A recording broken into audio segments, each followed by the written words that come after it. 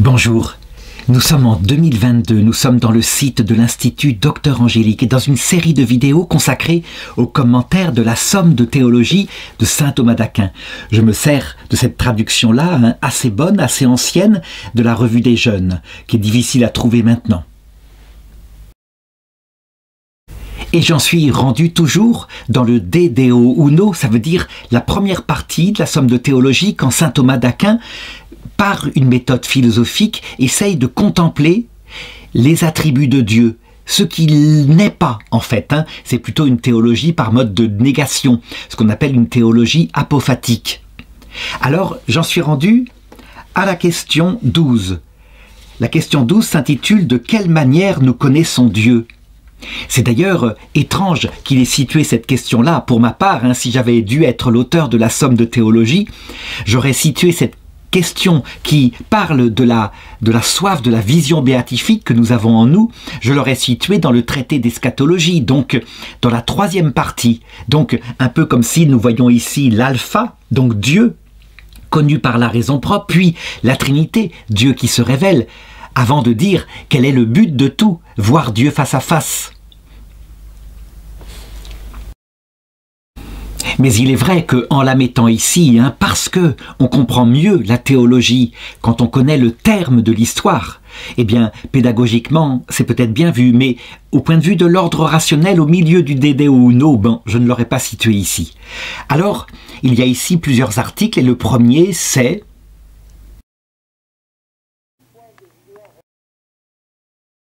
une intelligence créée peut-elle voir l'essence divine, donc voir Dieu dans son être même. Alors, d'abord, nous l'avons vu jusqu'ici, nous ne voyons pas Dieu. Ce que nous connaissons de Dieu, c'est uniquement per modum causalitatis, donc par mode de cause, à savoir que, comme il est créateur, nous pouvons remonter à son existence et par là découvrir certains attributs concernant sa puissance. Par exemple, de même que je sais que cette télécommande est créée par des ingénieurs, je peux donc, d'une manière très solide, per modum causalitatis, remonter à l'existence d'ingénieurs quelque part, sans doute au Japon, qui ont fabriqué cette télécommande, mais je ne peux pas savoir qui ils sont dans leur cœur. C'est un peu comme cela que fonctionne le De Deo Uno. Grâce à cela, donc, nous connaissons de Dieu, je l'ai dit, des choses concernant son activité, mais son cœur lui-même, je ne peux pas le connaître, de même que je ne peux pas savoir si les ingénieurs en question sont mariés, s'ils sont fidèles à leurs femmes, s'ils aiment leurs enfants, donc leur cœur. Et la question que se pose saint Thomas ici, c'est évidemment ce qui rejoint ce que naturellement nous pouvons faire. Nous aimerions bien avoir plus de détails sur ceux qui ont inventé une telle télécommande qui fait fonctionner mon magnétoscope. En ce qui concerne Dieu, c'est d'autant plus fort. Nous voudrions bien connaître Dieu pour lui-même. Et donc la question, est-ce que c'est un désir qui est vain ou est-ce que c'est un désir qui aboutira à quelque chose ? Et saint Thomas d'Aquin commence par un argument d'autorité qui, là, pour le coup, est dans la foi. C'est dans l'épître de Saint Jean, la première épître de Saint Jean, chapitre 3, verset 2, nous le verrons tel qu'il est. C'est assez intéressant de voir qu'il se sert ici d'un argument de théologie.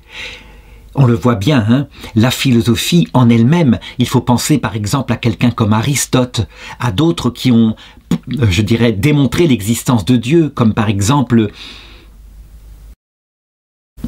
Spinoza, c'est un philosophe juif du 19e siècle. Eh bien, évidemment, la philosophie appelle que Dieu, l'appelle la révélation, ça veut dire qu'il faut que Dieu s'explique d'abord sur son être et puis sur ses intentions. Donc, c'est intéressant de voir que la théologie, chez saint Thomas d'Aquin, est mêlée à un traité philosophique. Et la réponse de saint Thomas à son argumentation va donc être un mélange entre des arguments philosophiques qui lui servent, je dirais, de servante, et puis la justification de la foi. Donc il répond, bien sûr, l'intelligence humaine doit être capable de voir Dieu dans son essence. Et alors, en soi, d'abord, un argument philosophique. Ce qui est connaissable, et notre intelligence est faite pour connaître. C'est ce qui est en acte. Donc, comme Dieu est l'acte pur, la détermination parfaite, eh bien, obligatoirement, il est forcément objet particulier de l'intelligence humaine. Il est même en soi, par soi, souverainement connaissable. Cependant, attention, il faut distinguer dans la connaissance une relation. Il y a Dieu en lui-même et puis il y a la capacité de notre intelligence. Et donc, saint Thomas prend ici une métaphore pour l'expliquer.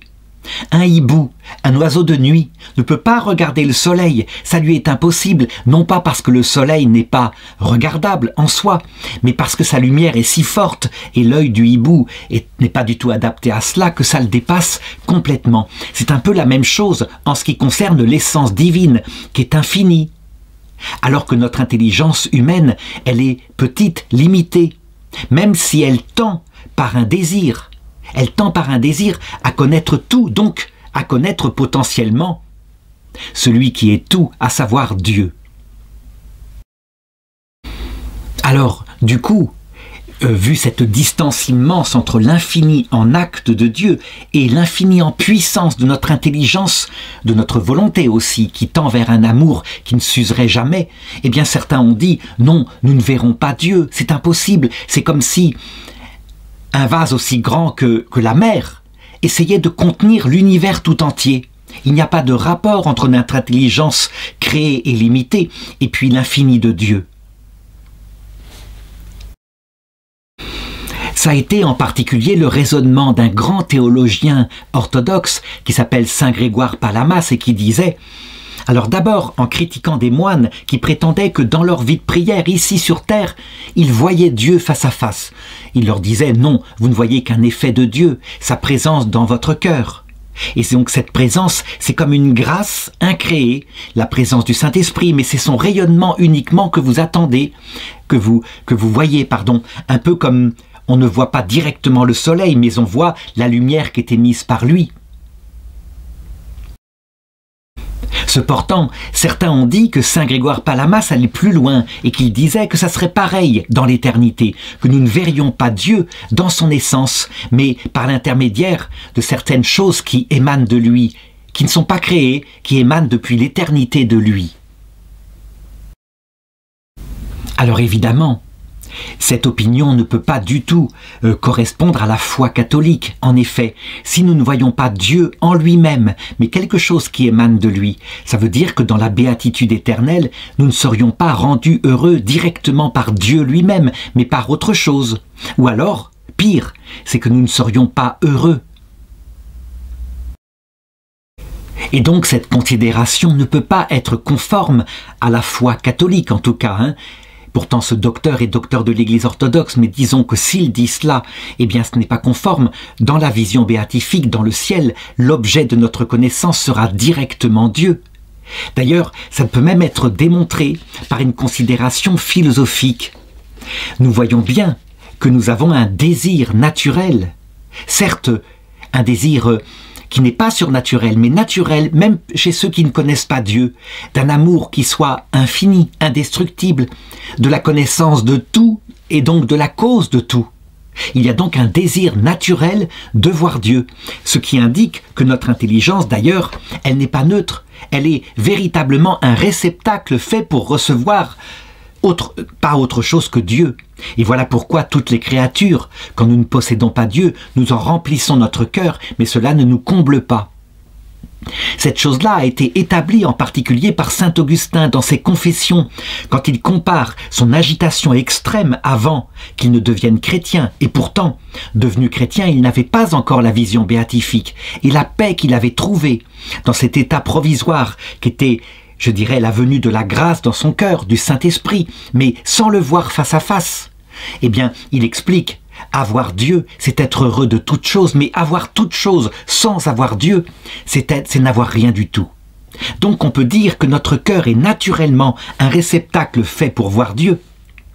Et donc que si nous ne voyons pas Dieu dans l'éternité, ça voudrait dire qu'un désir du cœur serait vain, serait raté, quelque chose qui ne serait pas réalisé plus tard. Donc de tous ces arguments, il faut conclure que oui, nous verrons Dieu face à face, directement, lui-même, sans aucun intermédiaire entre lui et nous. Un intermédiaire créé, il n'y en aura pas. Alors tout de même, nous avons quelques objections à cela. Et la première, je pense qu'elle rejoint sans doute celle de Saint Grégoire Palamas, docteur de l'Église, c'est celle d'un docteur de l'Église qui s'appelle Saint Jean Chrysostome, mais qui cette fois est pour les deux Églises, qui disait « Ce qu'est Dieu, non seulement les prophètes, mais les anges même, les archanges ne l'ont point vu, car ce qui est d'une nature créée, comment pourrait-il voir ce qui est incréé ?» Alors, il faut répondre, et c'est assez facile. Il faut distinguer l'objet qui est vu et la compréhension totale qu'on aurait de cet objet. Dieu seul se connaît lui-même pleinement, totalement, au point d'ailleurs que sa connaissance de lui-même est identique à lui-même. On l'appelle son verbe, son concept, qui est donc comme lui une personne en Dieu. Quant à nous, que nous voyons Dieu directement, c'est une certitude, mais évidemment, notre faculté de connaissance ne peut pas le voir tel que Dieu se voit. Et donc voilà pourquoi il faut lire la suite du texte de Saint Jean Chrysostome qui dit qu'il parle ici de la vision, c'est-à-dire la contemplation et la compréhension parfaite que le Père a lui-même de son propre être, et c'est son Verbe, à savoir le Fils. Donc on le voit, ce n'est pas l'objet lui-même qui ne serait pas Dieu, mais c'est la faculté de le voir parfaitement qui est changée en nous. Tout simplement cela. Mais nous voyons donc bien Dieu lui-même dans son essence, dans la vision béatifique. Alors l'objection 2 consiste à dire l'infini, Dieu est infini. L'infini est par nature inconnaissable. Donc il est impossible de voir Dieu puisqu'il est infini. Et là la réponse est simple. Ce qui est inconnaissable, c'est l'infini matériel. Donc par exemple, nous ne pouvons pas connaître en acte une droite, simplement en mathématiques, donc un segment dont chaque bout serait infini à droite et à gauche. C'est l'infini quantitatif. Mais en ce qui concerne Dieu, ce n'est pas un infini quantitatif, c'est un infini qualitatif et un infini en simplicité. Et donc, d'où sous ce rapport-là, il est infiniment connaissable. Une autre objection arrive, qui est d'ordre logique. En effet, ce qu'on connaît, c'est forcément ce qui existe. Ce qui est absolument néant n'est pas connaissable.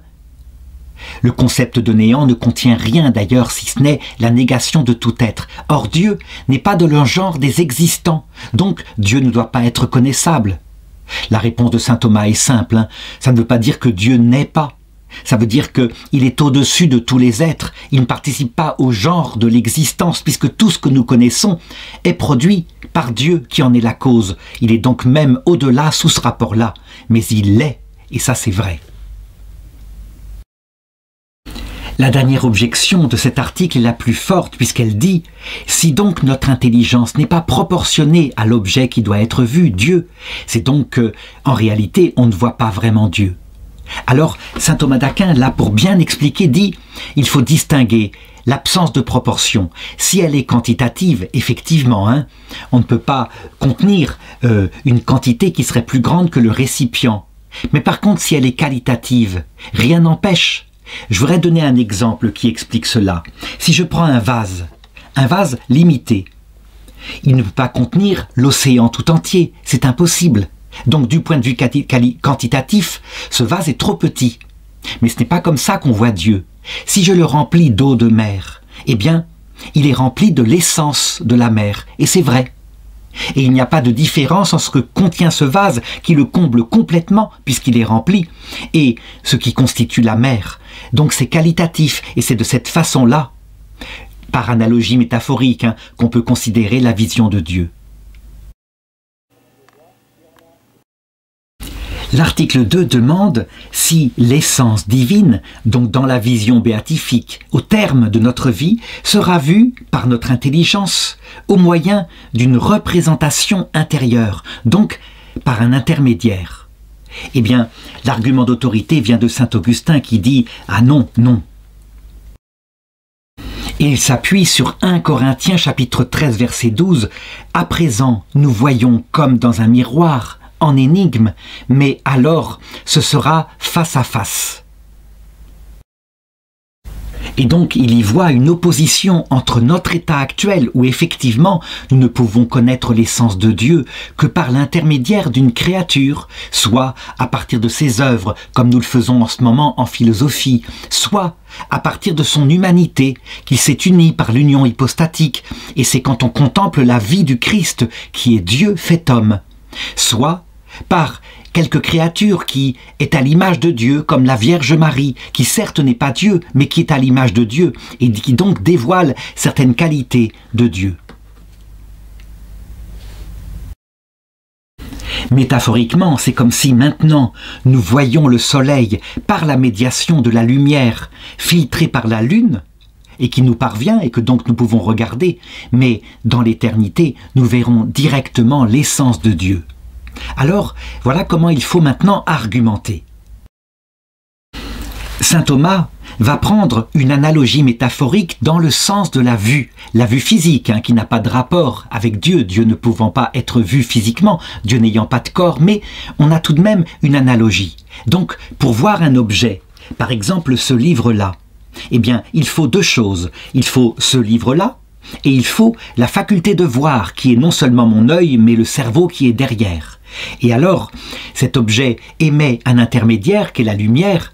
Il est bien évident que quand je vois physiquement ce livre-là, le livre n'est pas physiquement dans mon œil, mais c'est quelque chose qui émane de lui, une lumière, et donc s'il n'est pas éclairé, je ne le verrai pas du tout.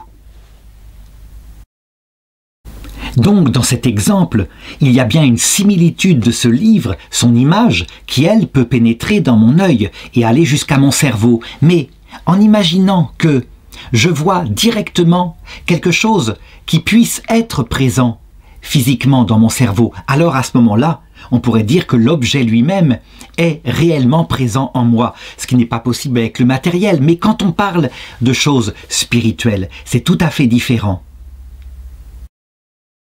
Il s'avère que Dieu, le Créateur, est à la fois le créateur de notre faculté de vision intellectuelle, donc ce qu'on appelle l'intelligence, et il la crée pour être vu par elle.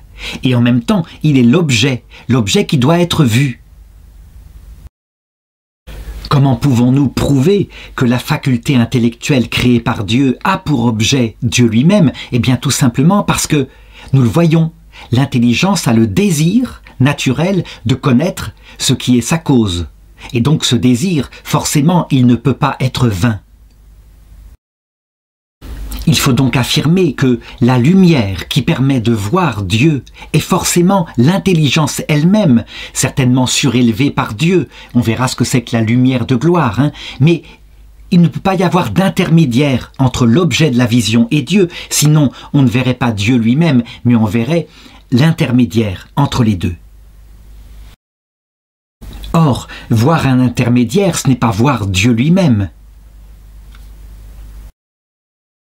Saint Thomas va donner 3 raisons qui démontrent que si nous voyons une grâce créée, qui serait la lumière de la gloire de Dieu, et non pas Dieu lui-même, nous ne verrions pas Dieu du tout.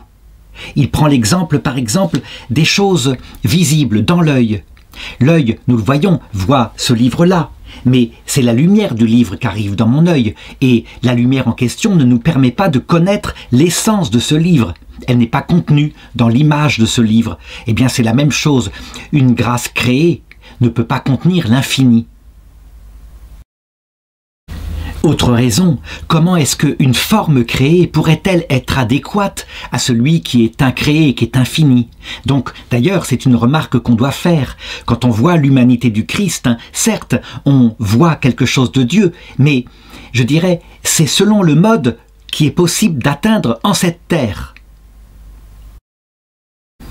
Quand Jésus dit « Qui m'a vu a vu le Père », il ne veut pas dire que son humanité sainte épuise totalement l'infini de Dieu, mais qu'en cette terre, on a véritablement une image la plus parfaite qu'on puisse imaginer, provisoirement, de l'essence de Dieu. La 3e raison que donne saint Thomas, c'est que l'essence de Dieu, c'est son être même, et donc aucune émanation de lui, ne peut être, je dirais, qu'une émanation créée, ne peut être identique à son être. Alors, certains ont dit, eh bien, c'est par une forme incréée que nous voyons Dieu, par une grâce incréée qui viendrait dans notre intellect. Mais en réalité, ce qui est incréé en Dieu est identique à l'essence de Dieu. Donc dire cela, ça revient à dire que l'on verrait Dieu face à face. Donc, à partir de tous ces arguments, on doit conclure que nous verrons Dieu directement, sans aucune créature entre lui et notre faculté d'intelligence. Alors donc, le texte qui dit « Par ta lumière, nous verrons la lumière », c'est le psaume 35, eh bien, ce texte-là ne signifie pas que la lumière de gloire sera un intermédiaire entre Dieu et nous, mais qu'elle sera simplement une force qui viendra fortifier notre intelligence, la rendre capable de cette opération surnaturelle. Pas comme un intermédiaire, mais comme une fortification. Alors arrivent ensuite les objections. La première, elle vient d'un texte de Saint Jean qui dit ceci.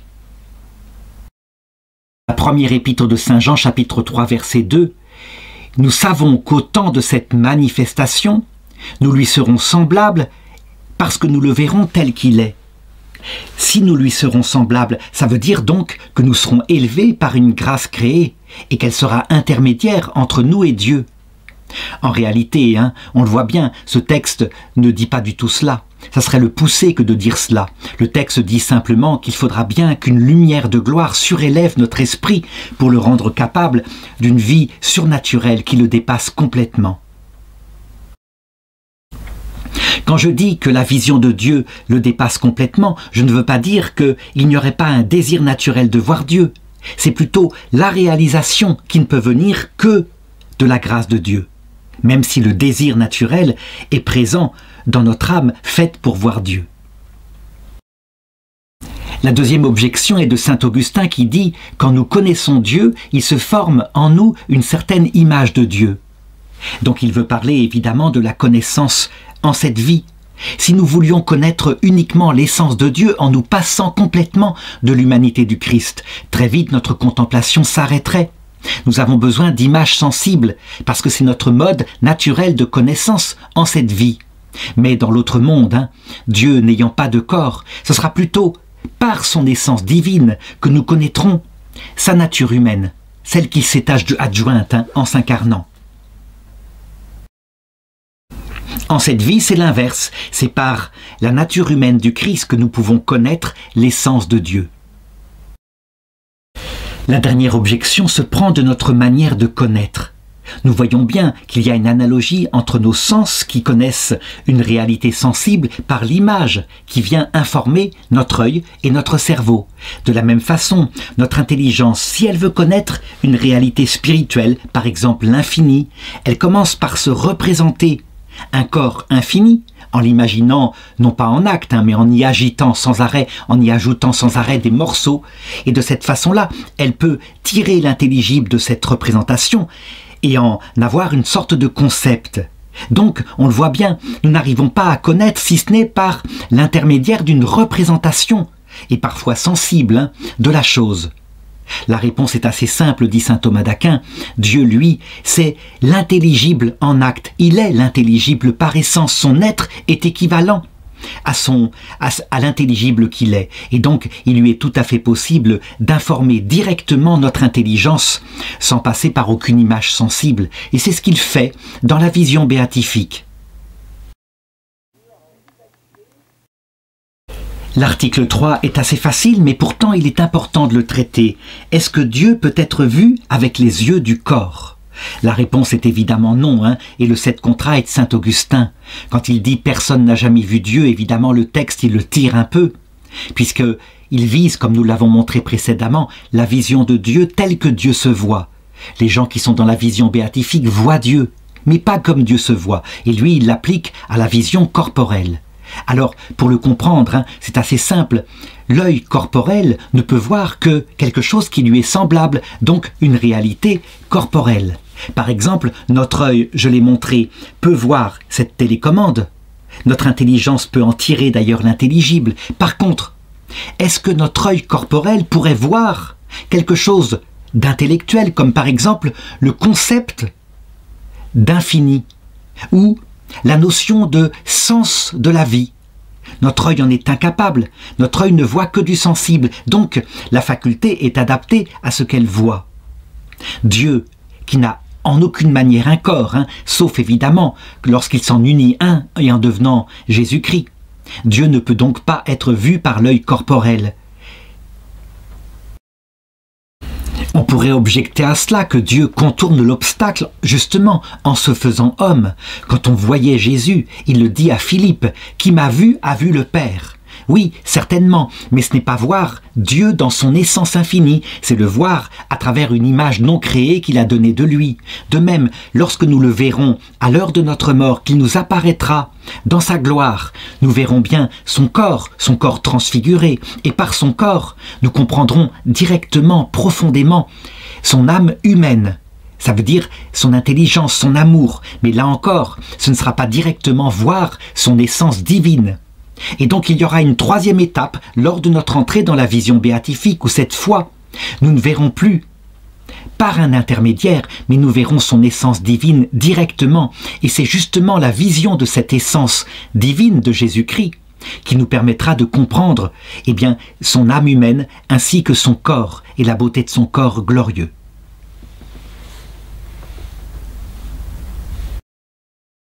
Alors quelques objections, comme par exemple l'espérance de Job qui disait « Dans ma chair je verrai Dieu » ou encore « Mon oreille t'a entendu, maintenant mon œil te voit ».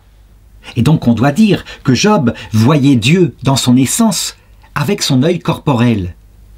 Non, ce n'est pas ce qu'il veut dire, répond saint Thomas d'Aquin. Il veut dire qu'un jour il verra Dieu dans son essence avec son esprit alors qu'il sera dans sa chair. Donc il sera ressuscité. Donc, voir Dieu avec son intelligence alors qu'on est dans sa chair, ce n'est pas la même chose que voir Dieu avec sa chair. Voilà ce qu'il répond. Il y a une deuxième objection qui vient d'un texte de saint Augustin, qui est ambigu et que je lis ici. Les yeux des bienheureux, donc au paradis, seront rendus plus puissants, non en ce sens qu'ils aient une vue plus perçante que les serpents et les aigles, car quelle que soit l'acuité de leur regard, ces animaux ne voient jamais que les corps, mais en ce sens qu'ils verront les choses incorporelles. Et donc, on doit pouvoir en déduire de là que saint Augustin affirme qu'avec nos yeux transfigurés, nous verrons les êtres spirituels.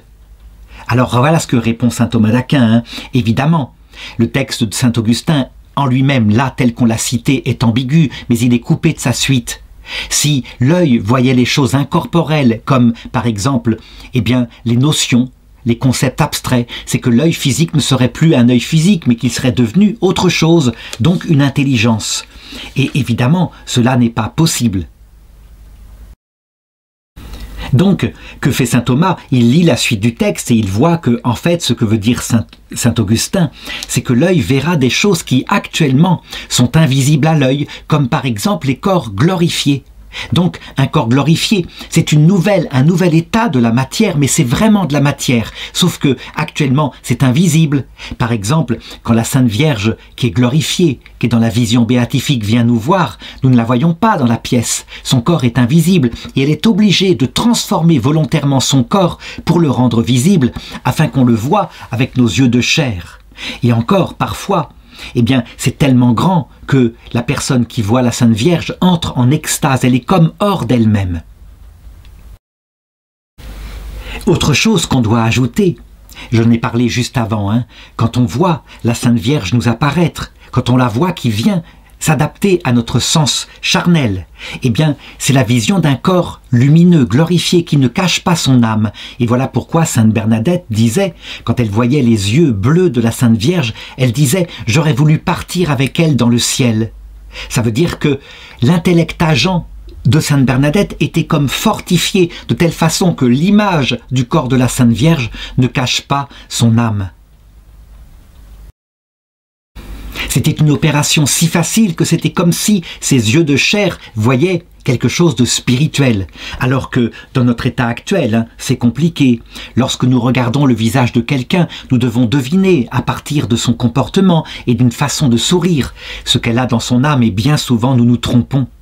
Donc nous ne remontons que difficilement, avec l'aide de l'intellect agent, à la réalité spirituelle de la personne, et bien souvent la beauté d'un visage lumineux par une beauté biologique nous fait croire que l'âme est limpide, ce qui n'est pas du tout forcément le cas. Alors, dernière objection, est-ce que notre sens intérieur, qu'on appelle l'imagination, ne peut pas, lui, voir Dieu? C'est une faculté supérieure, et donc on a d'ailleurs un texte qui le dit. « J'ai vu le Seigneur assis sur son trône ». C'est un texte d'Isaïe au chapitre 6, verset 1. Donc il faut répondre par là que, certes, dans la prophétie, lorsqu'on voit les choses par le sens extérieur, c'est peut-être moins profond que lorsqu'on le voit par le sens intérieur, l'imagination, où l'image peut être beaucoup plus profonde. Mais c'est un niveau de prophétie qui n'atteint pas l'essence de Dieu. L'imagination n'atteint que des images. Lorsque la prophétie sur la terre est parfaite, eh bien c'est directement un concept, une intelligence de Dieu qui nous est donnée, mais une intelligence pour le moment qui n'est pas encore l'essence de Dieu. Voilà pourquoi il y aura un 4e niveau de prophétie lorsque Jésus nous apparaîtra dans sa gloire, comme il l'a fait lors de la transfiguration de Pierre, Jacques et Jean. Ça sera à l'heure de notre mort en général. Mais la prophétie ultime, celle qui est éternelle, elle est absolument sans aucune mesure, aucune commune mesure avec ces 4 niveaux que je viens d'indiquer.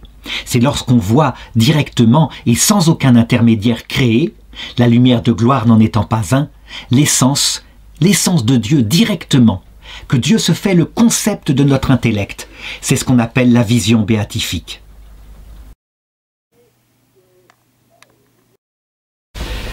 L'article 4 est intitulé comme cela. Est-ce qu'une intelligence créée, donc la nôtre ou alors celle des anges, est-ce qu'elle peut, par ses seules forces naturelles, voir l'essence divine? Là, on peut le dire, cette question est bienvenue. On a montré précédemment qu'il y avait en nous un désir naturel de voir Dieu, et donc certains en ont conclu, comme par exemple le moine Pélage, que ce désir étant naturel, eh bien, l'obtention du bien, objet de ce désir, doit être naturelle, et donc on pouvait obtenir la vision béatifique par des efforts volontaires. D'autres, au contraire, en suivant le même raisonnement, ont donc dit « Puisque le don de Dieu, seule la grâce de Dieu peut faire qu'on le voit face à face, puisque c'est un don surnaturel, ça veut donc dire qu'il n'y a pas de désir naturel de voir Dieu. » Ils ont donc confondu une aspiration inscrite naturellement dans notre âme avec sa réalisation. Et donc la réponse, elle est d'abord dans le 7 contrat qui dit « Le don de Dieu, c'est la vie éternelle. » C'est dans l'épître aux Romains de saint Paul. Et donc manifestement, la vie éternelle est un don gratuit de Dieu. Et il faut maintenant argumenter pour le comprendre.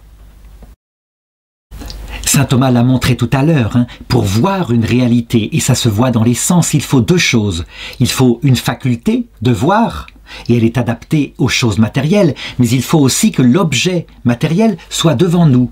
Par exemple, cette télécommande, et là, effectivement, je la vois.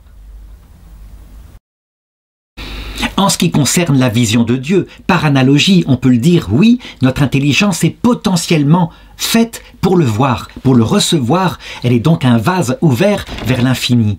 Mais l'objet lui-même, Dieu, c'est une personne, et c'est une personne qui est bien au-delà de notre nature intellectuelle.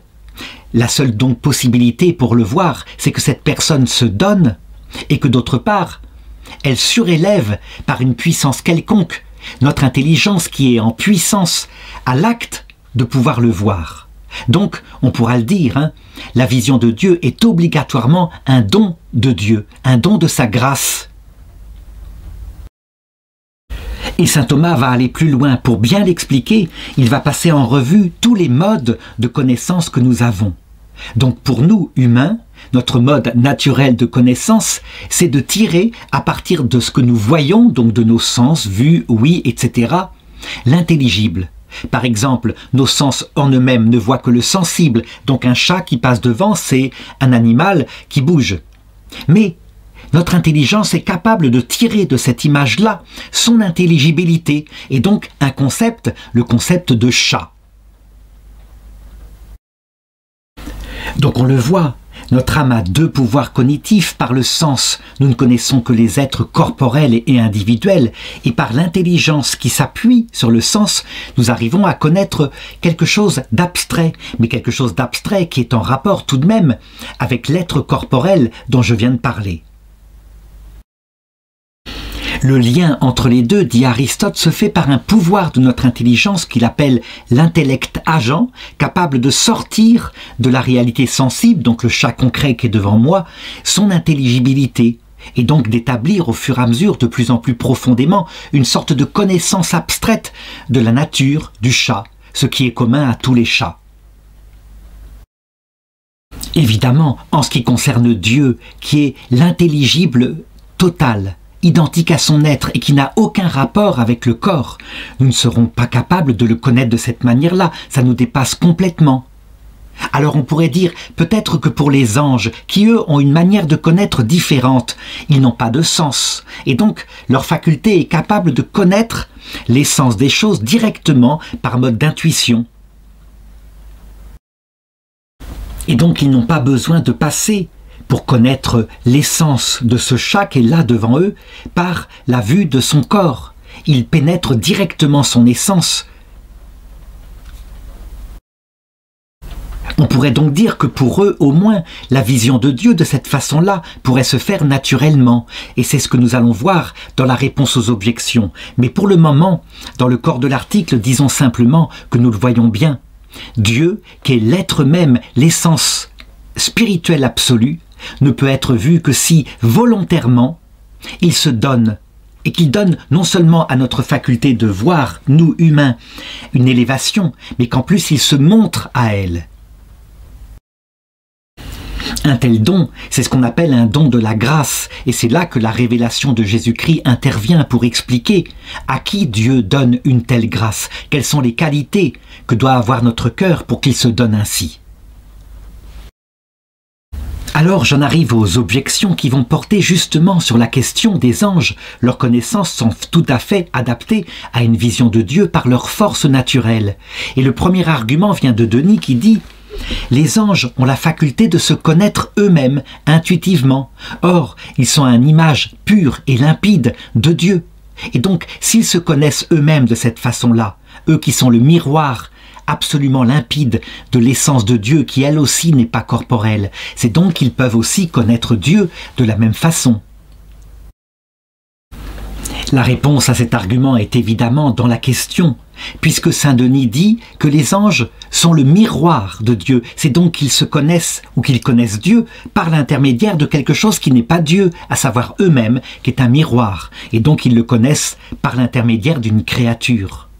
Il s'avère cependant, on doit l'avouer, que, étant donné leur intelligence puissante, il n'y a pas d'anges athées, d'anges qui diraient qu'ils sont la cause d'eux-mêmes. Non, immédiatement, dès qu'ils existent, ils posent le fait qu'ils sont causés par Dieu, et en se contemplant eux-mêmes dans un acte qui est lié à leur temps intérieur, qu'on appelle l'évôme, ils connaissent quelque chose de Dieu bien plus profondément que nous, ou plutôt, ce que Dieu n'est pas, de la même façon que nous, ou plutôt ce que Dieu est éminemment, parce que la connaissance d'eux-mêmes n'a rien à voir avec Dieu.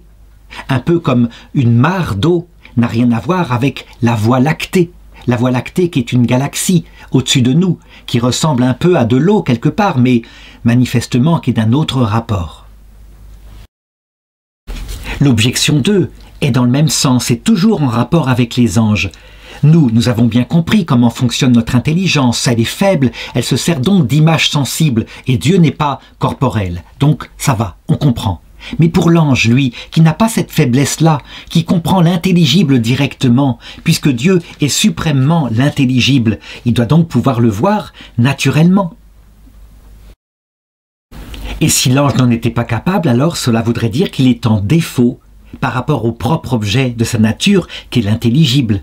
Ce qui manifestement n'est pas le cas, un ange est parfait. La réponse de saint Thomas consiste à dire, il y a évidemment équivoque sur le mot « un ange est en défaut ». Il n'est pas en défaut quant à sa nature. Sa nature est parfaite. mais en ce qui concerne quelque chose qui lui est surnaturel, quelque chose qui dépasse sa nature, même si sa nature est faite et structurée pour voir cette chose qui le dépasse. Et dire que Dieu se donne par grâce à l'ange ne veut pas dire que l'ange est en défaut, mais que simplement Dieu l'a créé pour un objet qui le dépasse totalement. Donc, on doit dire à la fois que l'ange est parfait en ce qui concerne ses facultés naturelles, qui peuvent atteindre tout ce qui est intelligible, mais que, pour ce qui est de son but surnaturel, ce pourquoi il est créé, effectivement, tant qu'il n'est pas dans la vision béatifique, il est imparfait. Il n'empêche que ce don-là le dépasse, était un don, et un don aussi pour les anges, un don de la grâce de Dieu.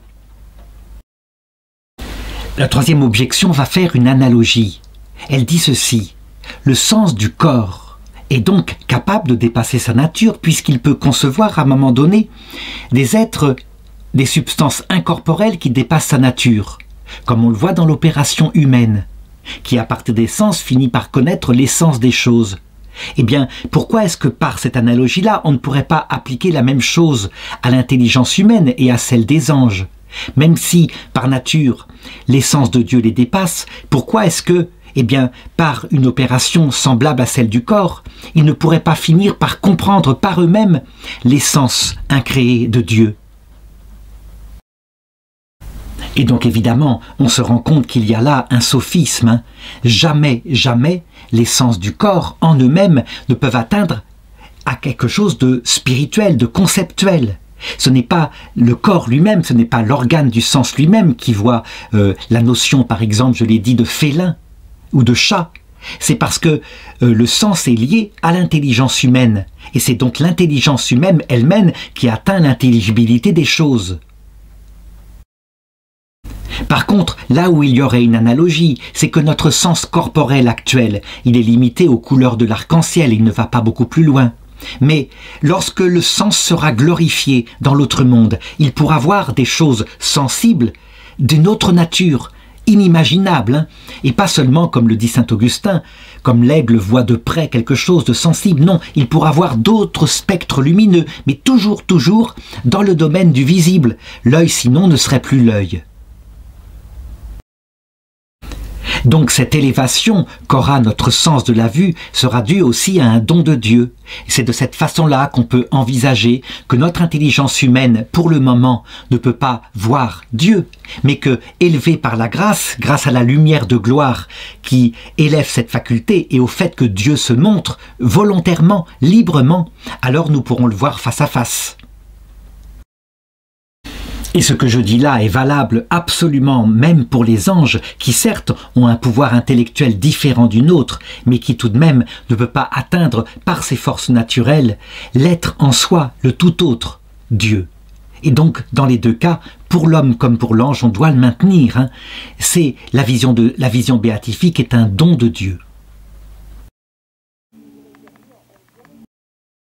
Et l'article 5 va parler maintenant de ce qu'on appelle la lumen gloriae, la lumière de gloire.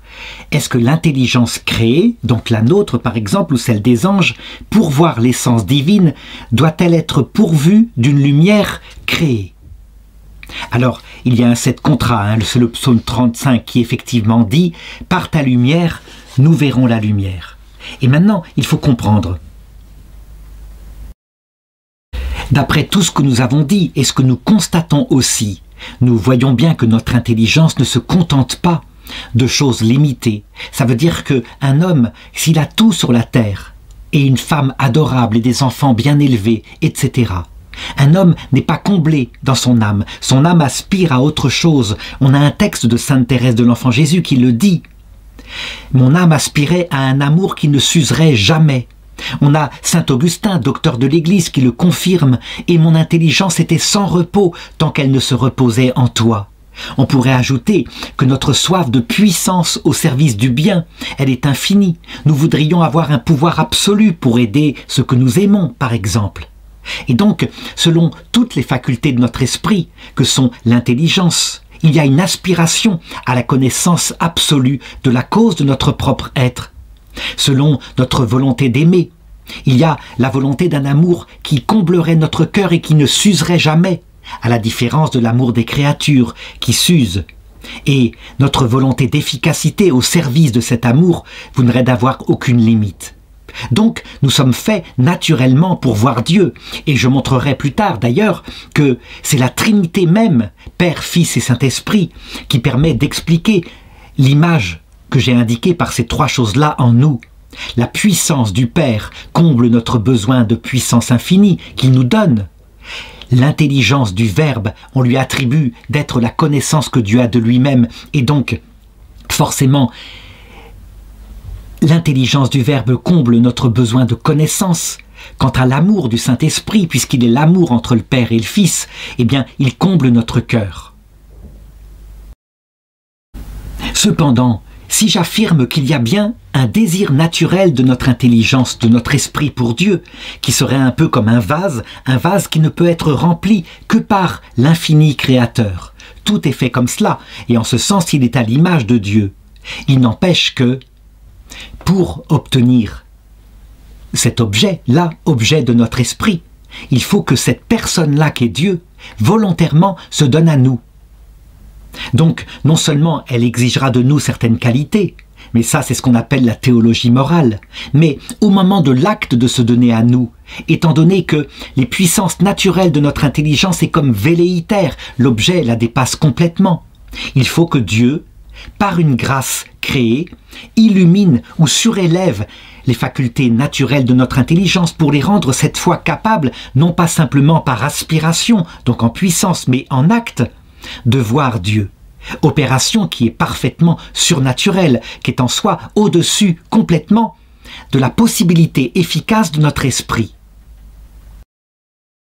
Si on appelle cette grâce créée la lumière de gloire, eh bien c'est d'abord parce qu'effectivement elle est une illumination de notre esprit, puisque la connaissance permet, je dirais, de comprendre l'union amoureuse. Quand on connaît du coup parfaitement son bien-aimé, on s'unit à lui. Et de même, la puissance qu'on met au service de notre prochain vient de cet amour uni à Dieu. Donc on l'appelle lumière de gloire, parce qu'elle permet d'obtenir la gloire, qui est la vision béatifique.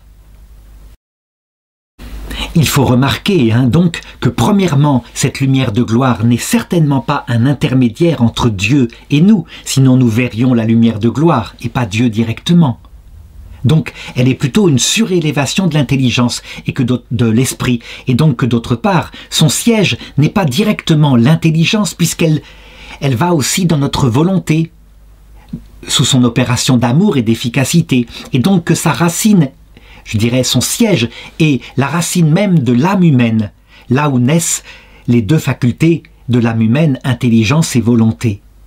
Elle serait en fait quelque chose comme ce qu'on appelle sur terre la grâce sanctifiante, mais démultipliée, puisque cette fois, il ne s'agit pas simplement d'atteindre Dieu affectivement, par la présence invisible du Saint-Esprit, ce que permet la grâce sanctifiante, mais il s'agit maintenant de le voir efficacement, face à face. Et donc, on peut dire que cette grâce sanctifiante est transfigurée pour permettre cette opération parfaite. Alors, quelques objections tout de même. Pourquoi poser une lumière créée qui viendrait illuminer, puisque Dieu lui-même est lumineux par essence? Donc ça ne sert à rien. Dieu peut tout à fait faire lui-même, sans avoir besoin d'autre chose. Il illumine directement notre âme. Alors, on doit répondre à cela. Oui, certes, Dieu est la lumière, mais la grâce, justement, ne sert pas à illuminer Dieu, qui est lumière en lui-même, mais à surélever la faculté qui, elle, est tellement, je dirais, sans commune mesure avec ce qu'est Dieu, que nous serions incapables de voir Dieu sans cela. C'est un peu comme si le hibou pouvait maintenant regarder le soleil. Donc, quelque chose dans le sens du hibou serait changé, pour être adapté à une vie qui le dépasse, à savoir la vision face à face du soleil. La deuxième objection, je l'ai déjà traitée, elle consiste à dire « Mais pourquoi poser un intermédiaire entre Dieu et notre intelligence, donc qui serait la lumière créée? Si nous voyons la lumière créée, c'est donc que nous ne voyons pas directement Dieu face à face, et donc que nous ne voyons pas Dieu du tout. » La réponse est dans ce que j'ai dit précédemment. La lumière de gloire n'est absolument pas un intermédiaire. Il ne faut pas la comprendre comme cela. Elle est une illumination de l'intelligence, la faculté est surélevée à un pouvoir qui la dépasse. Et voilà pourquoi il faut se méfier des métaphores qu'on utilise parfois, qui ne sont que des images. Comme je l'ai dit, ce livre-là n'est pas physiquement présent dans mon œil, mais c'est la lumière de ce livre-là que je vois et qui est présent dans mon œil. Donc, on peut dire qu'il y a un intermédiaire entre ce livre et ma vue. Mais ce n'est pas du tout comme ça que ça se passe avec Dieu, où Dieu, qui est l'intelligible par essence, vient donc directement dans ma faculté de connaissance et se fait directement son verbe, verbum voulant dire concept, c'est un mot latin.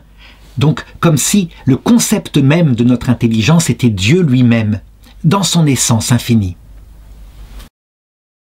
Et donc on le voit, la lumière de gloire n'est que du côté de la surélévation de notre faculté, rien d'autre. Une autre objection consiste à dire « À quoi sert-il de poser une lumière de gloire créée ? Si c'est une créature, pourquoi est-ce que simplement cette aspiration naturelle de notre intelligence à voir Dieu dont j'ai parlé plusieurs fois ne suffit-elle pas? Pourquoi une surélévation? C'est donc que naturellement il doit y avoir rien d'autre que cette aspiration. » La réponse est que, effectivement, nous constatons cette aspiration à voir Dieu dans notre cœur actuel par cette angoisse qui nous prend tant que nous ne le voyons pas. Nous ne sommes pas encore totalement en repos, même pour ceux qui sont chrétiens et qui ont la présence invisible de l'Esprit Saint dans le cœur.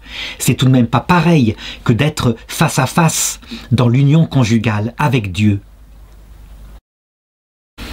Et donc, il faut distinguer 3 états.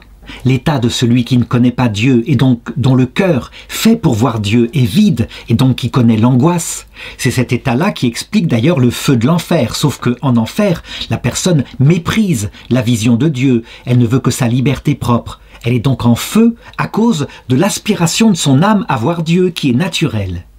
Il faut distinguer un 2e état pour ceux qui sont croyants, qui vivent de la vie de la grâce, qui sont chrétiens et qui reçoivent donc la présence du Saint-Esprit, mais invisiblement. Alors leur esprit est surélevé déjà par une grâce créée qu'on appelle la grâce sanctifiante. C'est une grâce habituelle dont le siège est la racine de notre âme et elle doit être accompagnée par une attraction de Dieu qu'on appelle la grâce actuelle. Si Dieu ne nous attirait pas en même temps à lui, ça ne suffirait pas. Nous serions comme une plante qui ne reçoit pas d'eau. Et 3e état, évidemment, dans la vision béatifique, où là, nous voyons l'essence de Dieu en acte. Et donc, il faut forcément que l'intelligence soit adaptée à une telle lumière. Et donc, la grâce sanctifiante se transforme dans la lumière de gloire. On le voit à chaque fois, l'intelligence et la volonté sont donc adaptées par une aide de Dieu à leur objet. Et ceci n'empêche que, tout à fait naturellement, notre âme est un creux fait pour recevoir Dieu. Mais ce creux est velléitaire, source simplement de mal-être, sans qu'elle ne puisse s'en expliquer la cause, tant que Dieu ne s'est pas révélé. Une 4e objection n'est pas posée par saint Thomas parce qu'elle est arrivée plus tard. Saint Grégoire Palamas disait que nous ne verrions pas Dieu directement, il est infini. Comment est-ce qu'un vase limité pourrait contenir l'infini de l'univers? Et donc que nous voyons quelque chose qui émane de Dieu, qui serait comme une grâce incréée. Et cette analogie permet de le comprendre. Le soleil en lui-même ne peut pas être vu. Il dépasse en lui-même les facultés de notre œil, mais nous voyons bien quelque chose qui a toujours existé avec le soleil, qui émane de lui, qui est sa lumière. Et donc il y a dans le soleil une lumière qui n'est pas différente de lui, qui serait analogue à cette grâce incréée qui viendrait illuminer l'intelligence de l'homme. Je répondrai simplement à cela que en Dieu il n'y a pas de réelle distinction entre lumière, chaleur, et son être même, Père, Fils et Saint-Esprit. Tout ce qui est Dieu est identique à l'essence de Dieu, et donc la lumière incréée de Dieu, c'est Dieu lui-même. Donc cette objection de saint Grégoire Palamas se résout à l'idée suivante, c'est que effectivement, nous ne verrons pas Dieu comme lui se voit de toute éternité, mais il n'empêche que nous verrons Dieu réellement.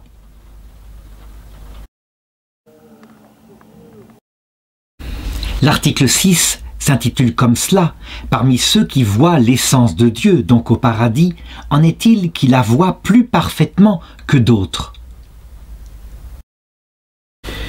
Pour répondre à cette question, qui paraît complexe d'un premier sens, la sœur de la docteure de l'Église, Sainte Thérèse de l'Enfant Jésus, lorsqu'elle était petite, prit l'exemple suivant. Elle fit remplir sa petite sœur d'eau son petit dé à coudre tout petit, et de l'autre l'immense verre à bière de son papa. Puis elle lui demanda lequel des deux est le plus plein. Et la petite Thérèse répondit: les deux sont pleins. Et elle lui dit: tu vois, c'est la même chose. Dans la vision béatifique, tout le monde voit Dieu parfaitement, mais selon les capacités de son cœur. Cette analogie métaphorique, évidemment, mérite d'être expliquée de manière de théologie propre. Dans la connaissance de Dieu, il faut considérer deux choses. Dieu lui-même, qui est vu dans son essence. Et donc, il n'est pas question de dire que quelqu'un au paradis ne verrait pas vraiment Dieu. Non, Dieu remplit le cœur de chaque homme. Et donc, on peut le voir par l'exemple qu'avait pris Céline, la sœur de Sainte Thérèse de l'Enfant Jésus. Le petit dé à coudre, comme le grand verre, sont remplis d'eau. Et cette eau est l'image de l'essence de Dieu. C'est donc bien l'objet même, Dieu lui-même, qui est vu. La différence vient de la capacité de celui qui reçoit, à savoir que l'un a l'intelligence qui correspond au petit dé à coudre, donc une toute petite capacité de recevoir Dieu, et l'autre une grande capacité représentée par le grand verre du papa. Reste à savoir comment est-ce qu'on peut expliquer que l'un a une petite capacité de voir Dieu et l'autre une grande capacité de voir Dieu. Il faut dire, la capacité de voir Dieu, elle vient de notre opération, d'une opération surnaturelle qui nous pousse vers Dieu. Il ne faut donc pas la voir de cette faculté naturelle que nous avons montrée. Notre intelligence, naturellement, aspire à la vision de Dieu. Ce n'est donc pas de là que ça vient, mais plutôt d'une opération en rapport avec ce que Dieu nous demande pour que nous puissions le voir. Or, ce qu'il demande, c'est deux choses qui sont un peu comme le recto et le verso de la même pièce. D'abord, et ce qui est absolument directement lié à la vision de Dieu, c'est le désir de voir Dieu. Plus un homme a volontairement le désir de voir Dieu, qu'on appelle la vertu théologale de charité, plus il sera comblé. Et il faut comprendre que la charité est un amour volontaire, évidemment fondé sur la grâce de Dieu, mais tout de même qui implique notre liberté. Donc plus un homme aspire à voir Dieu, plus il recevra la plénitude. Son vase, le vase de son cœur, est plus grand. Et puis, comme le recto de la pièce, c'est l'humilité. On peut dire que la charité, c'est comme une aspiration, un désir qui attire Dieu vers soi, et Dieu vient à la mesure de cette charité. Mais l'humilité, c'est comme si le vase de notre cœur, volontairement, nous le vidions de nous-mêmes, au point que la place grandit pour recevoir plus de vision béatifique. Quelle est de ces deux qualités entre l'amour qui désire s'unir à Dieu et l'humilité qui laisse la place à la réception de Dieu, la plus importante des deux? Je dirais que les deux sont ensemble. Elles forment un peu comme la marche du chrétien, un pied droit et un pied gauche qui marchent vers la vision béatifique. Voilà pourquoi elles sont évidemment la base de compréhension de ce que Dieu nous demande pour pouvoir se donner à nous.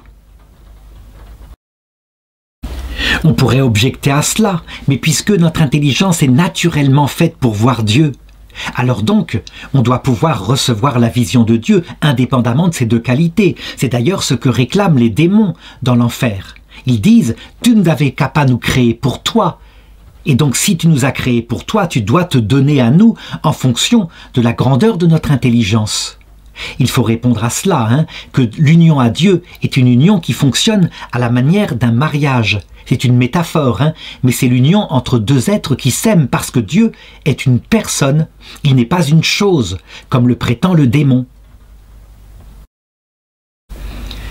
L'amour sera donc nécessaire pour qu'il y ait alliance et donc consentement mutuel dans cette union, Quant à l'humilité, elle vient du fait que Dieu est immensément, infiniment humble. Je le verrai tout à l'heure, plus tard dans le traité de la Trinité. Et donc que si on voyait face à face un être comme cela, en se prenant pour quelqu'un, on ne supporterait pas la vision béatifique. Alors il y a évidemment des objections à cela, comme par exemple celle qui dit « Il suffit de lire dans l'Évangile selon saint Jean, nous le verrons tel qu'il est ». Si donc nous voyons Dieu tel qu'il est, ça ne veut pas dire qu'il y aura du plus ou du moins. On le voit ou on ne le voit pas. Dieu n'a pas ainsi de la quantité. La réponse est assez simple. Bien sûr que nous voyons Dieu tel qu'il est. Et l'exemple de Pauline, la sœur de sainte Thérèse, le montre. C'est la même eau qui remplit le petit dé et le grand verre. Donc c'est du côté de notre connaissance à nous, de la faculté de recevoir Dieu qu'il y a une différence, et non pas du côté de ce qui est reçu, qu'est l'essence de Dieu lui-même. L'objection Dieu vint de saint Augustin qui dit « Une même chose ne peut être appréhendée plus ou moins par diverses intelligences. Or tous ceux qui voient Dieu voient cette essence divine, et donc forcément ils l'appréhendent exactement de la même façon. » Alors, évidemment, le texte de saint Augustin, ça pourrait faire partie de ce qu'il a pu reprendre un peu après. Il était un chercheur de vérité. Mais saint Thomas d'Aquin arrive à trouver une explication, sans contredire le grand docteur saint Augustin, en disant, eh bien, oui, du côté de l'objet vu, on le voit ou on ne le voit pas, donc c'est le même objet, il n'y a pas de différence. Mais c'est du côté de la connaissance, de la faculté de connaissance de celui qui voit qu'il peut y avoir différence. La troisième objection est plus intéressante et elle consiste à dire si l'un voit davantage Dieu que l'autre, si l'un est davantage dans la plénitude que l'autre, alors ça peut venir de deux choses. Soit de Dieu, ça voudrait dire qu'il se montre moins à l'un qu'à l'autre, mais ça, on a vu que c'était impossible, puisque Dieu lui-même, eh bien, il se donne dans son essence, sans aucun intermédiaire créé. Autre solution, ça viendrait d'un pouvoir différent des intelligences humaines ou de l'intelligence de l'ange. Par exemple, l'ange serait plus capable de comprendre et donc il verrait davantage Dieu que la pauvre petite intelligence humaine qui est si faible. Or, manifestement, il y a là quelque chose qui serait non convenable, d'abord parce qu'il y a un texte de l'Écriture qui dit que nous serons semblables aux anges. Et puis d'autre part, ce serait parfaitement injuste, ça voudrait dire donc que, eh bien, la mesure où Dieu se donne est dépendante de quelque chose qui n'est pas surnaturel, qui est simplement si on est plus ou moins intelligent. La réponse à cela, elle est évidente. Je l'ai dit, certes, notre intelligence a une potentialité à voir Dieu, et ça, c'est commun à tous les êtres spirituels. Nous sommes désireux, par nature, de l'infini, et donc de ce qu'est Dieu. Mais Dieu se donne comme une personne, il se donne dans une relation, dans une sorte d'alliance. On l'a compris dans le fait que c'est un don de la grâce qui obtient la vision béatifique, et non pas les simples forces de notre nature. Et donc, si c'est en rapport avec un don de la grâce, alors Dieu, il conditionne le don qu'il a à ce que nous avons dans le domaine de la vie surnaturelle. Et ce domaine-là, nous l'avons montré. Le fait d'être tout petit et d'autre part de désirer voir Dieu est la condition qui permet de le voir davantage et non pas une condition naturelle. On a d'ailleurs dans ce fait-là tout le combat, ce qu'on appelle le mystère de l'iniquité. Quand les anges comprirent cela, ceux qui étaient les plus intelligents comprirent immédiatement qu'il y aurait sans doute des personnes humaines, et en particulier des femmes, qui, développant davantage l'humilité et l'amour, verraient davantage Dieu que lui.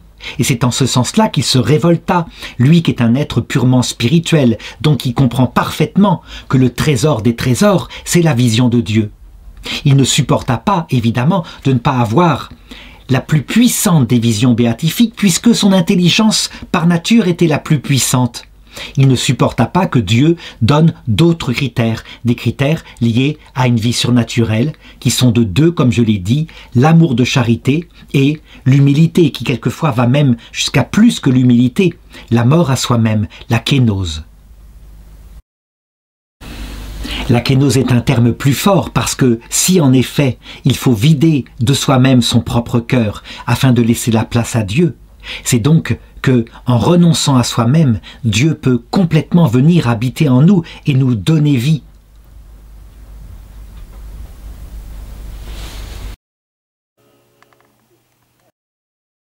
Je terminerai cette première partie de la question 12 par l'article 7. Ceux qui voient Dieu par essence, le comprennent-ils? La réponse est celle-ci. On entend par là comprendre, ça veut dire pleinement posséder la connaissance totale de Dieu tel qu'il est connaissable.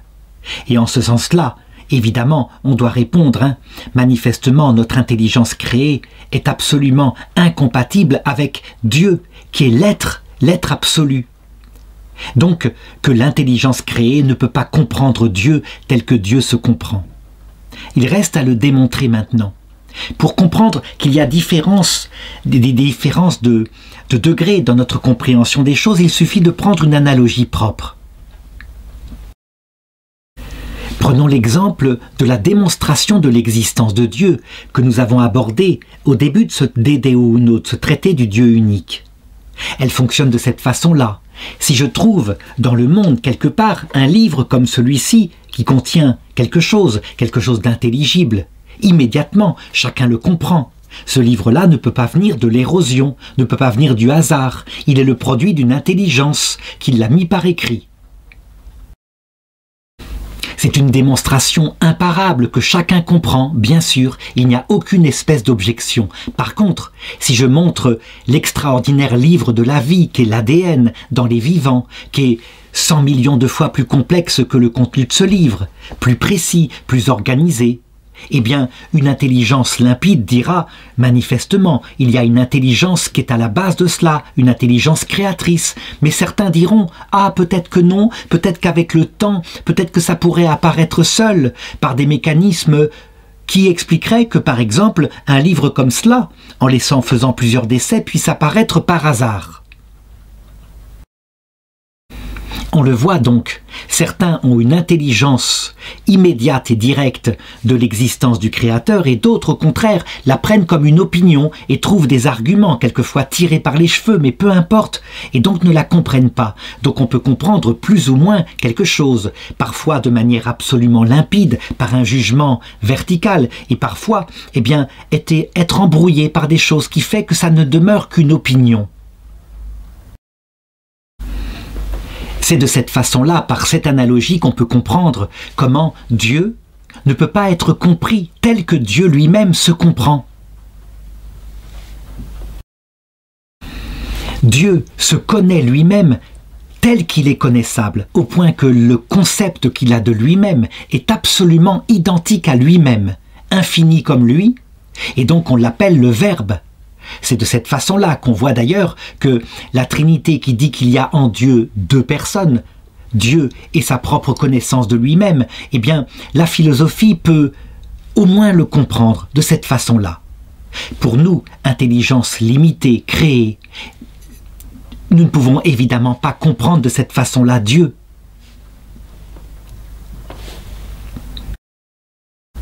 Et pourtant, c'est véritablement Dieu que nous comprenons, mais pas dans sa plénitude de mystère, selon le mode du récipient qu'est notre propre intelligence, portée par sa charité et son humilité. Pour donner un exemple, eh bien, si l'on voulait comprendre la totalité des océans qui sont sur la Terre, avec leurs tempêtes, leur agitation, et que dans le petit vase qu'on a là, on avait rempli ce petit vase d'un peu d'eau de mer, eh bien, c'est bien quelque chose qui est véritablement l'essence de la mer qui est dans notre verre. Et pourtant, on ne peut pas comprendre tout de ce que c'est que l'océan dans sa plénitude. C'est une analogie métaphorique. Alors viennent ensuite les objections, et en particulier celle de ce texte de saint Paul qui dit « Je poursuis ma course pour le moment sur terre afin de le saisir ». Le saisir, ça veut dire le posséder. Le posséder, ça veut dire pleinement posséder Dieu.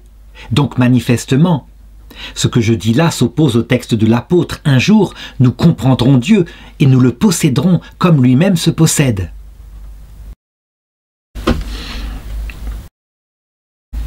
Alors pour répondre à cette objection, il faut comprendre que les mots quelquefois sont piégeux. Le mot posséder peut avoir deux sens. Le premier sens, ce serait connaître la réalité de Dieu tel que Dieu le connaît, sans rien avoir d'autre à connaître. Et de cette façon-là, c'est impossible. Seul Dieu se connaît de cette façon-là. L'infini est devant l'infini. Et nous sommes finis.